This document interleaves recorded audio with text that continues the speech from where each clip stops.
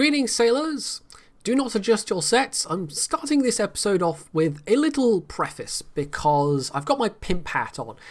Now, last month in February, I, as you may or may not be aware, appeared on the World of Warships podcast, and not that long after, one of the hosts, Vanessa, sent me a replay, and I promptly forgot about it, but I have been looking through my inbox, remembered it was there, and downloaded it, and oh boy, yeah, it's going to be a good match. So, after you've done this, you should definitely go and check out the World of Warships podcast, and in particular the episode that I'm in, because obviously it's the best episode. But you might also want to listen to the most recent one, which features jingles, and of course they've had other rather well-known guests on as well. So all in all, if you're a fan of the Warships YouTube community and the streaming community, it's definitely something you should be aware of. Now, without any further ado, let's have a look at this game. Well, as you can see, it's going to be a ranked game. Vanessa is in her Scharnhorst. We've also got quite a number of other Scharnhorsts, as well as a reasonable mix of other ships. We've got 4 battleships per side, so it's rather a battleship heavy match, 2 cruisers and a destroyer each. And they're both American destroyers as well, so there's going to be some quite long-lasting smoke around the place. The enemy team also has a Belfast, so that's an additional source of smoke. Oh, and her team has a Fiji, so lots of smoke. And as we enter the match, about a minute and 15 in, we can see there's already a lot of it about. Now, I suspect why we've entered in a little bit late is probably Vanessa had to restart her client. I've had once or twice, and I think it's tied to mods. This weird glitch where you basically can't control your ship. You can look around, you apparently load into game, but you can't actually do anything, and you just have to force close the client and restart it. And I suspect it is mods, but it might not be. One of the super testers I know, Strange123, has reported a similar thing happening. So it's a thing that has definitely not totally uncommon, and it might be more common if you use mods, but maybe it also happens if you don't. I don't know. Anyway, so she's loaded in late. The Mayhan's already laid down this big smoke screen here. I'm not sure why. There's a big cloud of smoke actually in the B-cap from the Sims, and the Fiji's just popped his own smoke so he can sit and fire at these spotted ships. Now, what Vanessa's team is doing is being rather indecisive. They're basically not going for either cap particularly, whereas the enemy team are much more decisively moving towards B, although they have one ship who's decided to go off on his own towards A. And that Gneisenau, if you guess he's going to be the first enemy battleship to be sunk, you would have guessed correctly. This is why you don't go off and do that. Do what he's doing, because he's about to meet 2 or 3 ships in the face, all of which have torpedoes. There are a lot of torpedoes in this match. You know, there's only 1 destroyer per team, but there are a lot of torpedoes. Each team has at least 1 torpedo cruiser, plus most of the battleships have torpedoes. So, yeah, that Gneisenau isn't going to last very long. So Vanessa, meanwhile, she's angling more towards B. We've got a battleship that's actually just gone right in B and is preventing them from capping. But he's now stuck there. This guy with the name that it sort of amused me, Fog Battleship Rodney. I'm guessing that's an ARP fan. I don't think the Rodney's ever been in ARP, but there it is. So it's actually Vanessa that gets the kill. And immediately afterwards, the Fiji manages to torpedo the Mayhan. And I'm going to guess it was one of those completely unnecessary drops that, you know, in the middle of a crowd of friendlies where you just have to facepalm because there was absolutely no reason to do it. The Fiji doesn't even apologise. They don't give any reason for it. It's just, you know, it happens and now they're a ship down. And it's to a team kill. So this is not a good start. Not a good start at all. They've also just lost an Atlanta, so that's one of their cruisers done. The Atlanta, you see a couple of them around. It can be a strong ship on some maps, but yeah, it's definitely not as effective as, say, the Flint, if you happen to have one of those.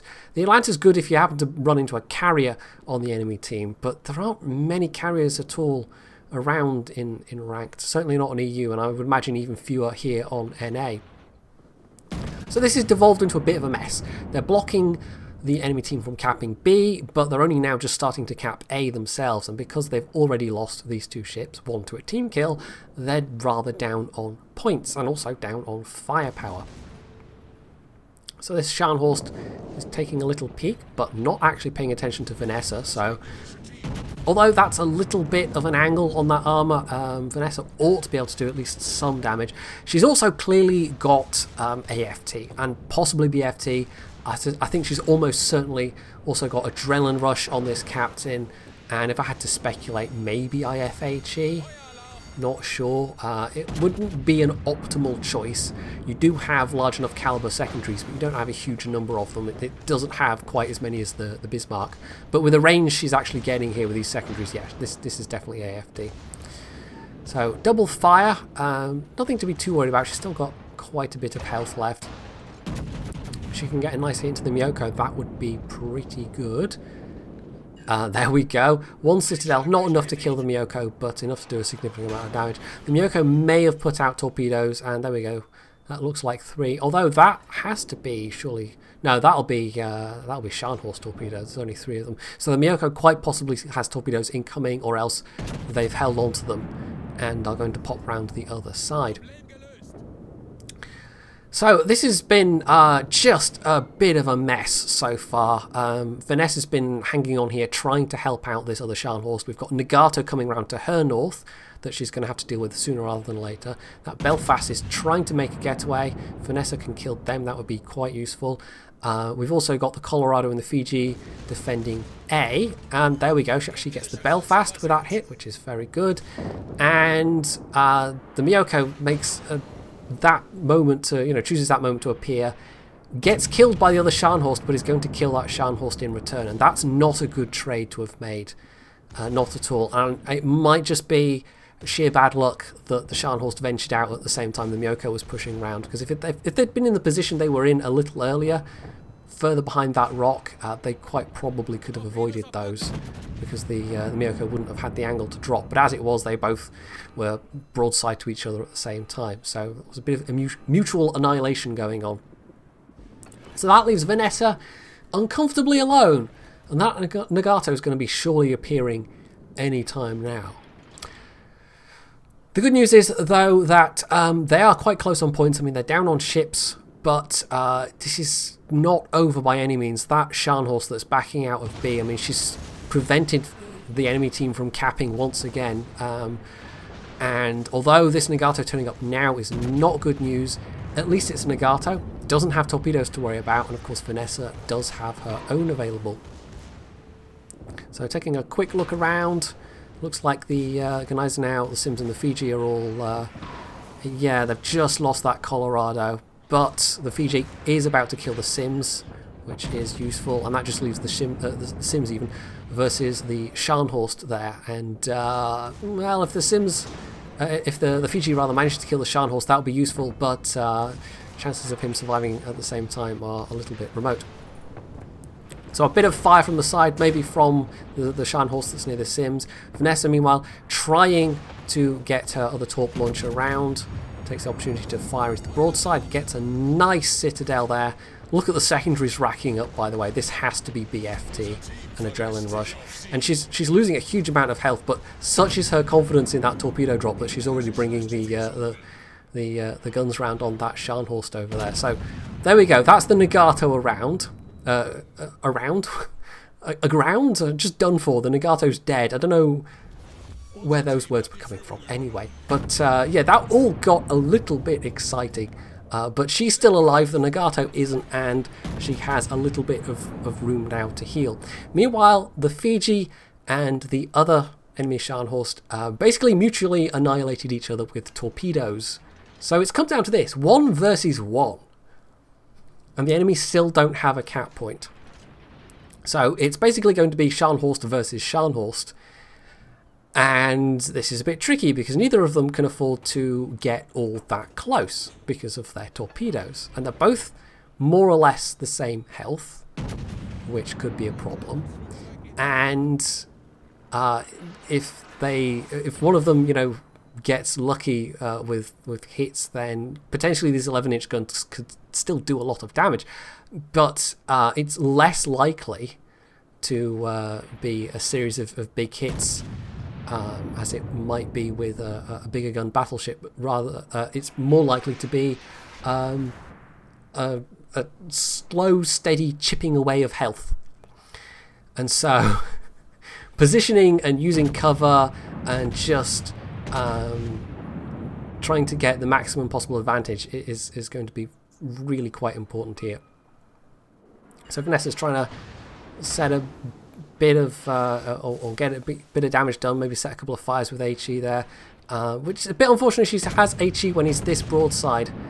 AP obviously would be the better choice there, but even with the... And she must have Adrenaline Rush, because look at her main gun reload. It's like 14 seconds at the moment. Even with that quicker reload, still wouldn't be quite enough time to actually to get that guy. So he's obviously taking the opportunity to cap.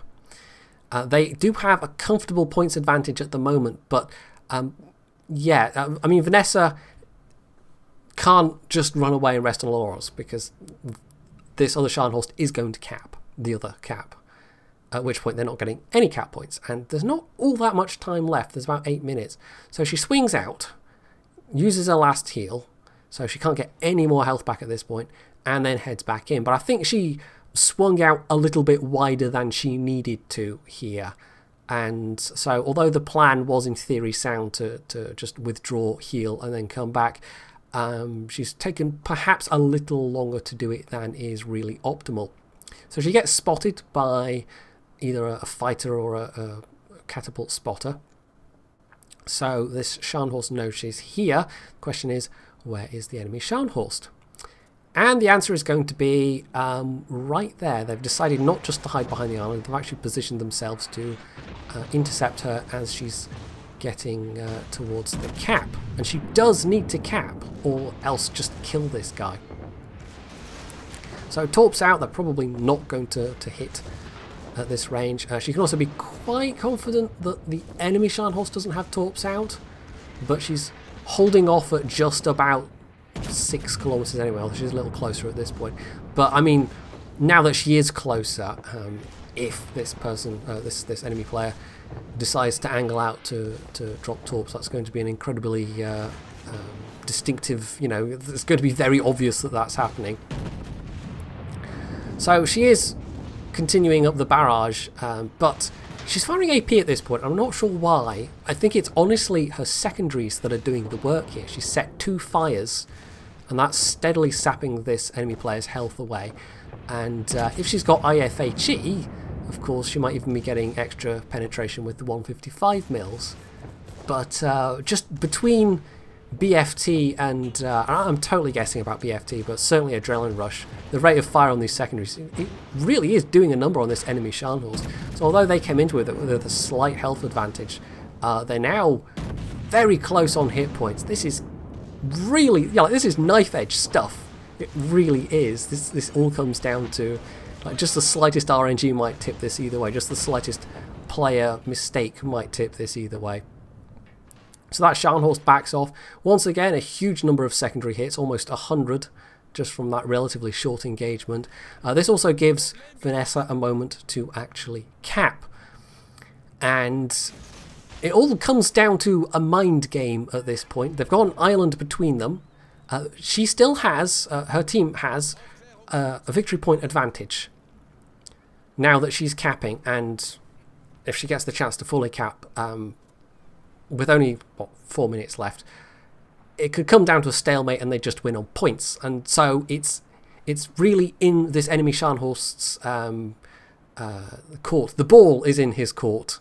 The onus is on this player to make a move, because Vanessa could just sit here and win. This enemy player has to take the initiative. So that gives Vanessa an advantage. But she also has to take a chance. She has to play a guessing game. Are they going to come round from that side of the island, or are they going to come round from the side of the island where she is? Now, she's got a very quick reload on these torps at this point. It's about 55-second reload with Adrenaline Rush, which is why it's so good on the Scharnhorst, because you can...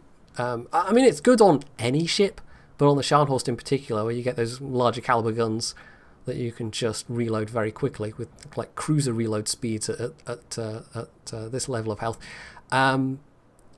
Yeah, she's got a quick reload on those torps, so she can afford to spam them out a little bit. So if this enemy player comes around the island in front of her, she's going to have limited time to react, but there will at least be a bit of terrain to work with. It might be enough.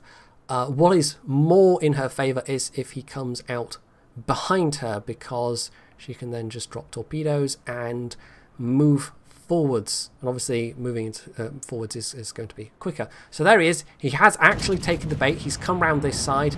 And so torps out. She puts out some shots as well. Immediately goes into forward gear. And oh god, it's all in the hands of RNGesus now, because she just has to live for those torpedoes to hit. And they do. And I don't know if you noticed what health she was sitting on, but yeah, it wasn't a lot. 28 hit points. She was on 28 hit points, and she actually had a bounce from that enemy Scharnhorst while she was on 28 hit points. One HE secondary shell would have killed her. If that shell that did bounce off her belt armor, if that had gone into the superstructure instead, or if it penned someone else on the hull, which is a bit less likely, but you know, a single overpen in the superstructure or whatever, that would have been it. That was absurdly close. Like, that was stupidly close, but in the end, she pulled through, and she made the smart play at the end there, and it worked out. But even so, like, if that was me, my hands would have been shaking so bad. I had to go and sit in the corner with a paper bag and breathe into it, and just try and cool down for a while after that. Like, that is one hell of a result, and for it to come down to that one bounced shell and the enemy just so perfectly falling into that trap, yeah, that was a real nail biter, and she had to be very pleased with that result. So she had at the end there over 160k damage. I don't have any score screens for this, but that was easily a 500,000 credit profit game. If I had to guess, you know, probably over 2,000 base XP as well. So, yeah, I imagine, or I hope she received a few compliments from her teammates after that, because she basically ended up carrying that through. It was a pretty odd game in other respects. There were a lot of mutual annihilations, people knocking each other out. So it's not that the enemy team was playing particularly well, but they were at least a little more cohesive than her own team. And so it just came down to that incredibly close finale, and she just squeaked through. 28 health. That's the closest result I have seen in a very long time. So hopefully you found this replay as entertaining as I did, and if you did, you can hit that like button, you can leave any comments below, you can go check out the Warships Podcast, you can sub to my channel if you haven't already, and as always, stay tuned for more.